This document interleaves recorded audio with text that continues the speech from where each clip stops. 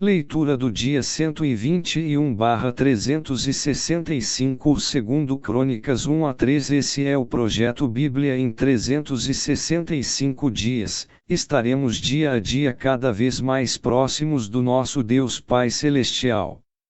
Referência à leitura do dia 1º de maio de 2023 do Plano Anual. Propósito: Livro de 2 Crônicas. Unificar a nação mediante a restauração da verdadeira adoração a Deus. Os padrões divinos de justiça e retidão foram demonstrados pela forma como os reis foram julgados. Os soberanos justos de Judá e o avivamento na fé no reinado deles foram louvados.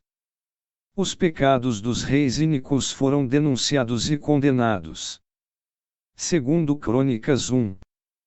Enquanto o livro de 1 Crônicas focaliza principalmente a vida de Davi, 2 Crônicas conta a vida dos demais reis de Judá, o Reino do Sul.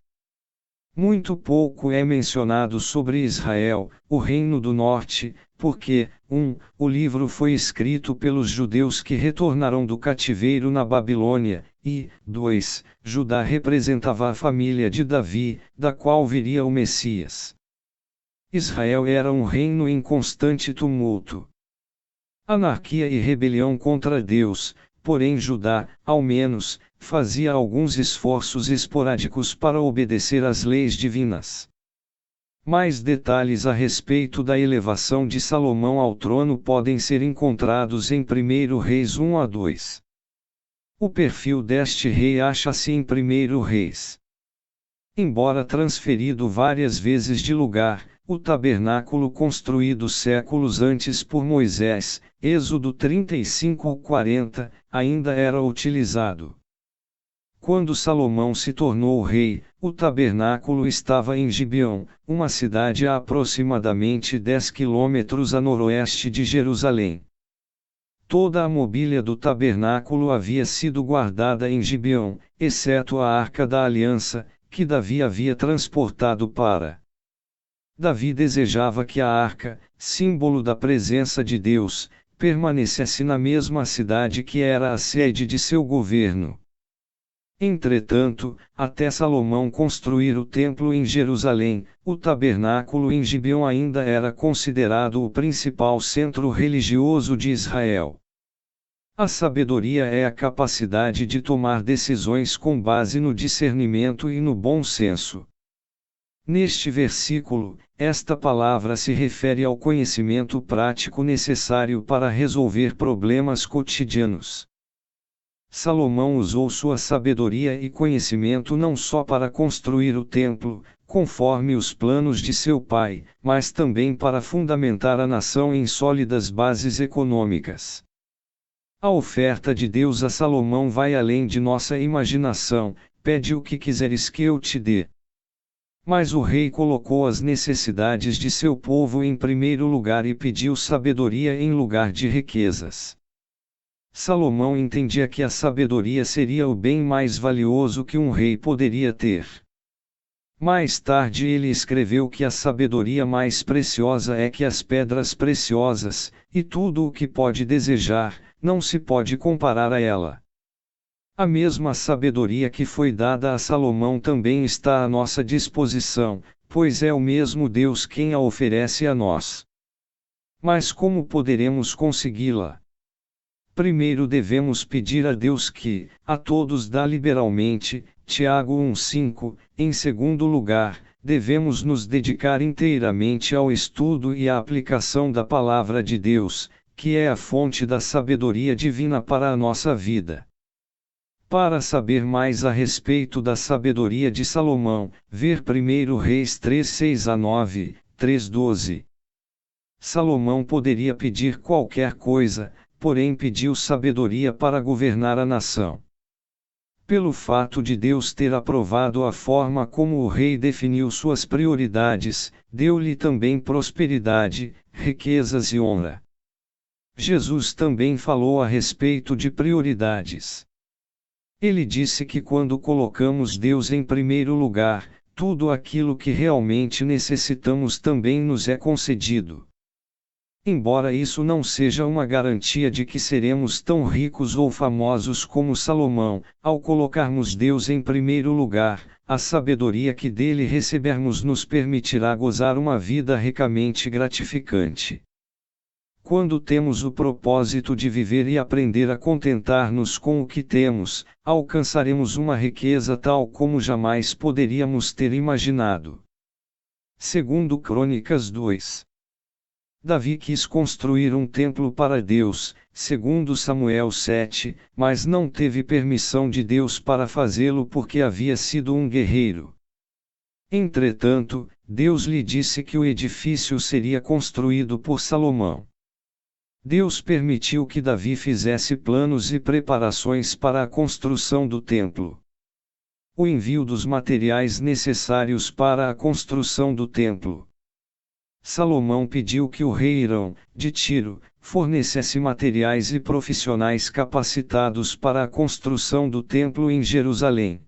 Entre outras coisas, seria necessário cortar toras de cedro nas montanhas do Líbano, enviá-las, flutuando por mar, até Jope e levá-las a Jerusalém pela rota mais curta e fácil.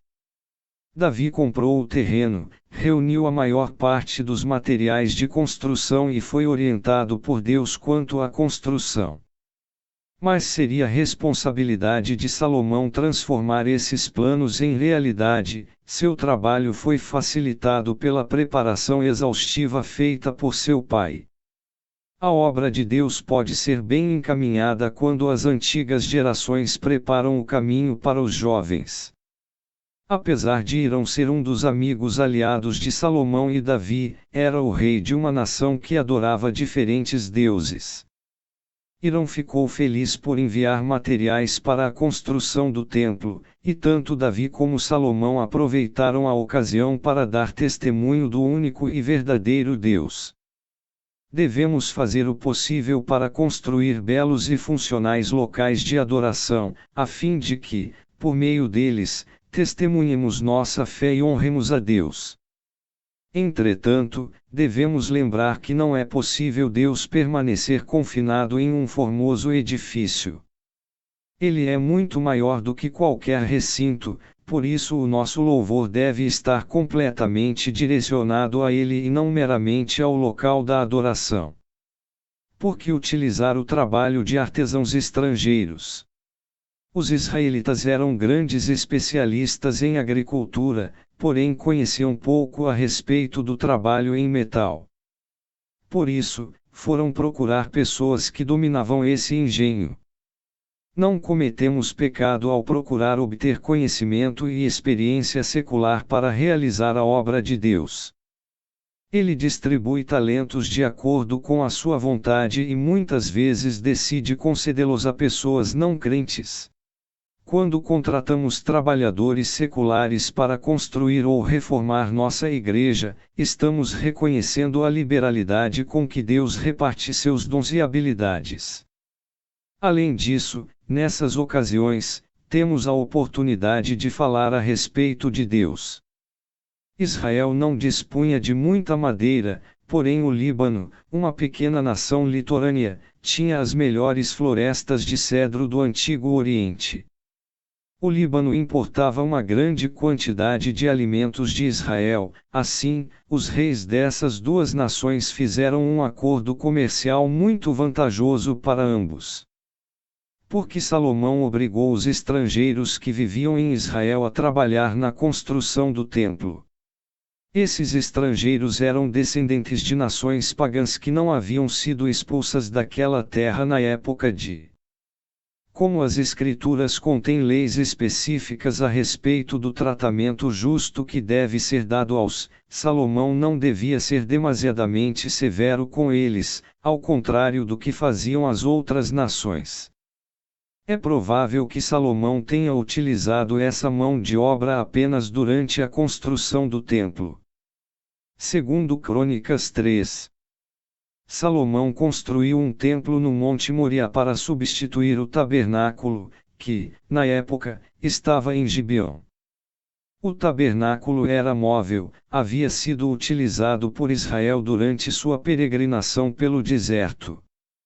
O Monte Moria era o lugar onde Deus havia impedido que Abraão sacrificasse Isaque e onde Davi comprara uma eira para edificar um altar ao Senhor. Leia 2 Samuel 24, 15 a 25 e anota sobre 1 Crônicas 21, 22 a 24.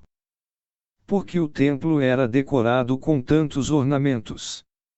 Embora ninguém possa construir uma casa que seja digna de Deus, segundo Crônicas 2:6, este templo seria o melhor na época que um ser humano poderia projetar para glorificar a Deus. Os cuidados com a construção, assim como a habilidade dos profissionais eram, em si mesmos, atos de adoração. Embora o edifício modesto de uma igreja possa ser um local adequado para orarmos e nos encontrarmos com Deus, não é errado construir uma maravilhosa sede para adoração. Os querubins são seres da primeira hierarquia angelical.